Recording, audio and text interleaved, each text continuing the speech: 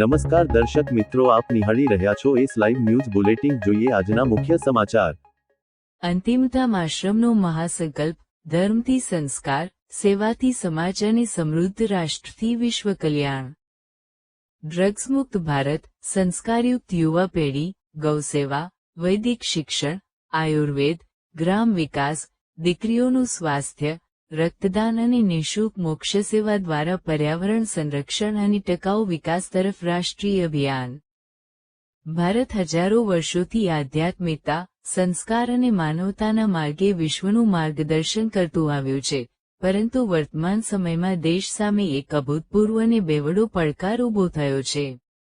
એક તરફ જ્યાં દેશમાં ભવ્ય મંદિરોનું નિર્માણ થઈ રહ્યું છે, ત્યાં બીજી તરફ દેશનું ભવિષ્ય એવા હજારો યુવાનો ડ્રગ્સ અને નશાના ગંભીર વ્યસનમાં હોમાઈ રહ્યા છે.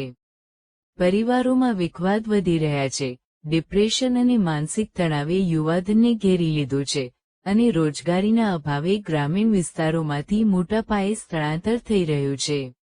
આ આર્થિક અને સામાજિક વિષમતા વચ્ચે અનેક ગરીબ પરિવારો આજે પણ શિક્ષણ, આરોગ્ય અને સન્માનજનક અંતિમ સંસ્કાર જેવી પાયાની જરૂરિયાતો માટે સંઘર્ષ કરી રહ્યા છે. આ જટિલ પરિસ્થિતિને ધ્યાનમાં રાખીને અંતિમધામ ચેરિટેબલ ટ્રસ્ટે માત્ર ધાર્મિક પ્રવચનો કે કથાઓ પૂરતું સીમિત ન રહેતા ધર્મથી સમાજ પરિવર્તન ની દિશામાં એક વ્યાપક અને ક્રાંતિકારી રાષ્ટ્રીય જનાંદોલન શરૂ કરવાનો મક્કમ સંકલ્પ જાહેર કર્યો છે. અમદાવાદ ખાતે આયોજિત એક વિશેષ પત્રકાર પરિષદને સંબોધતા સંસ્થાના પ્રેરણામૂર્તિ પૂજ્ય વિરલબાપુએ ધર્મની વ્યાખ્યાને વ્યાપક સ્વરૂપ આપતા જણાવ્યું હતું કે ધર્મનો હેતુ ક્યારેય માત્ર મંદિરની 4 દિવાલો સુધી સીમિત હોઈ શકે નહીં. ધર્મનો સાચો અને વાસ્તવિક અર્થ માનવ સેવા, ચારિત્ર્ય ઘડતર, ગુણવત્તાયુક્ત શિક્ષણ, સર્વાંગી સ્વાસ્થ્ય, પર્યાવરણનું રક્ષણ અને રાષ્ટ્ર નિર્માણ છે. ઈશ્વરને સોનાના મંદિરોની કોઈ જરૂર નથી.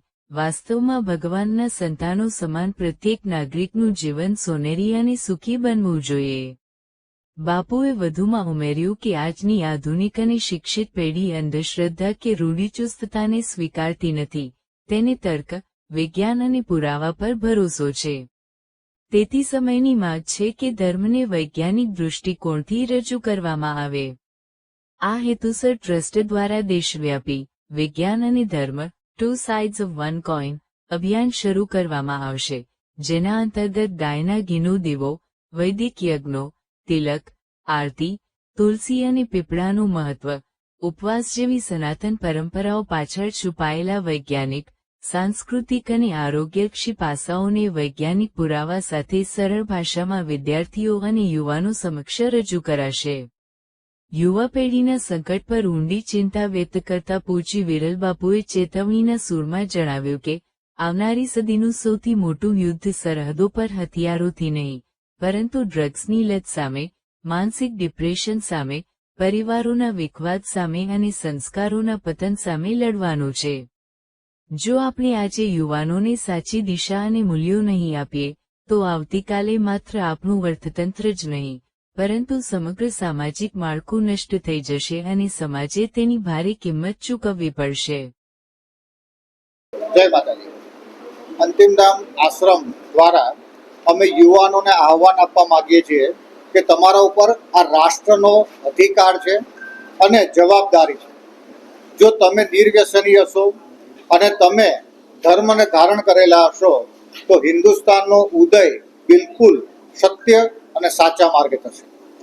પરંતુ ભારતની અંદર આજે ડિપ્રેશનના કારણે અમુક યુવાનો પીડાઈ રહ્યા છે.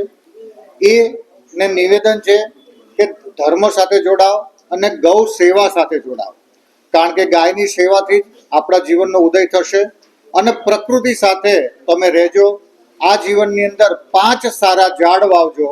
અને મારું એક સૂત્ર છે કે જેણે જીવનમાં એક ઝાડ વાવ્યું નથી એને લાકડાથી અગ્નિદા લેવાનો અધિકાર નથી. ભારતની દીકરીઓ જે દુર્ગાનું સ્વરૂપ છે, એ કોઈના કોઈ કારણથી અત્યારે એ કોઈ રોંગ ટ્રેક ઉપર જઈ રહી છે. એ દીકરીઓ જો હિન્દી સંસ્કૃતિઓના જે પણ સનાતન નિયમો છે એનું પાલન કરે અને પોતાના પરિવાર સાથે થોડોક સમય ગાળે, તો આપણે પાછી સનાતન સંસ્કૃતિને ઉજાગર કરી શકીશું. અને દીકરીઓને વિનંતી એવી છે કે મોબાઈલ અને મીડિયાનો થોડોક ઓછો ઉપયોગ કરીને પોતાના કોઠા સુધી ઉપયોગ કરે અને એની અંદર પણ ધર્મના અને બીજા કાર્યક્રમોનું નિહાળ કરે. અંતિમધામ આશ્રમ દ્વારા અમે દીકરીઓની ગૌરવ અને વ્રત દત્તક લઈ રહ્યા છીએ.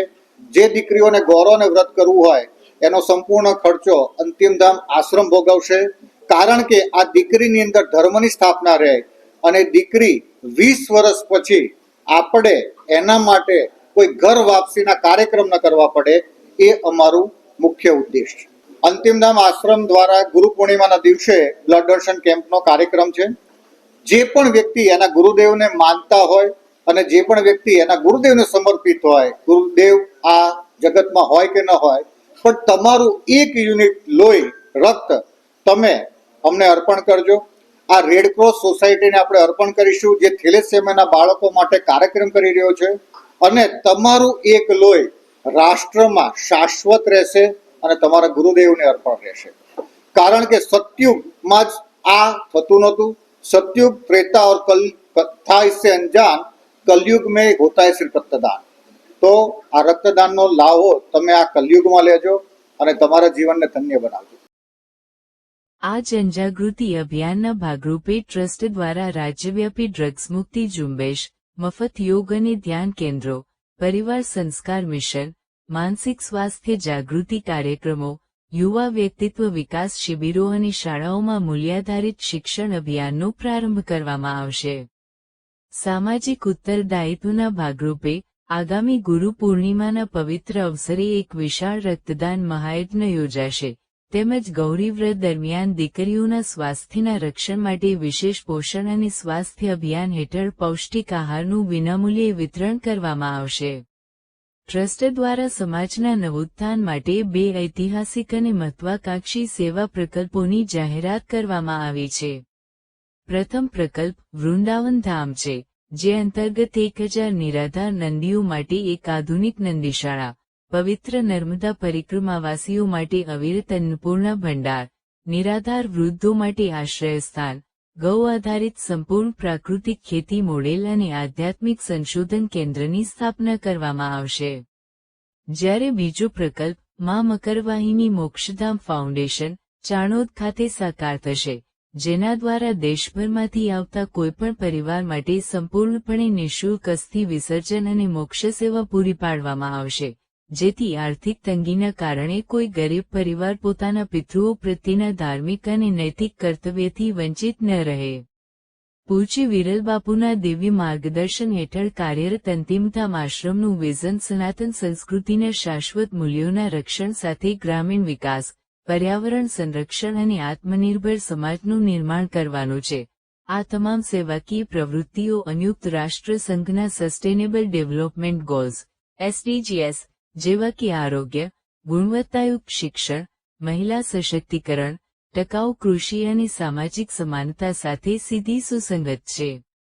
પત્રકાર પરિષદના અંતમાં પૂજ્ય વિરલ બાપુએ દેશના તમામ ધાર્મિક ટ્રસ્ટો, ઉદ્યોગપતિઓ, તબીબો, શૈક્ષણિક સંસ્થાઓ અને સેવાભાવી નાગરિકોને એક થવા ખુલ્લું આહ્વાન આપતા કહ્યું કે હવે સમય પાકી ગયો છે કે આપણે ધર્મને માત્ર મંદિરો પૂરતો મર્યાદિત રાખવાને બદલે સમાજના પ્રત્યેક ઘર સુધી, પીડિતો સુધી લઈ જઈએ. જ્યાં વ્યસની યુવાનને નવું જીવન મળે, ગરીબ બાળકને શિક્ષણ મળે, દીકરીને પોષણ મળે, વૃદ્ધોને આદરભેર સન્માન મળે અને ગરીબ પરિવારને મુશ્કેલીના સમયે સહારો મળે. સાચા અર્થમાં ત્યાં જ ઈશ્વરનો વાસ છે. રાષ્ટ્ર નિર્માણનો મક્કમ સંકલ્પ દોહરાવતા તેમણે જણાવ્યું કે આપણા મંદિરો ભવ્ય હોય તે ગૌરવની વાત છે, પરંતુ તેનાથી પણ વધુ ભવ્ય આપણા નાગરિકોના સંસ્કાર હોવા જોઈએ. ગૌમાતા સુરક્ષિત હોય, ખેડૂતો આત્મનિર્ભર અને સમૃદ્ધ હોય, યુવાધનને વ્યસન મુક્તિ મળે અને સમાજના અંતિમ વ્યક્તિને ગૌરવપૂર્ણ જીવન જીવવાનો અધિકાર મળે, એ જ સાચો સનાતન ધર્મ છે. આ પ્રક્રિયાને વેગ આપવા અંતિમધામ આશ્રમે દેશ સમક્ષ પોતાનો મૂળ મંત્ર જાહેર કર્યો છે: ધર્મથી સંસ્કાર, સંસ્કારથી સેવા, સેવાથી સમાજ, સમાજથી સમૃદ્ધ રાષ્ટ્ર અને સમૃદ્ધ રાષ્ટ્રથી વિશ્વ કલ્યાણ. તો દર્શક મિત્રો, આ હતા અત્યાર સુધીના સમાચારની ખાસ ગતિવિધિ માટે આપ નિહાળતા રહો એસ લાઈવ ન્યૂઝ બુલેટિન. નમસ્કાર.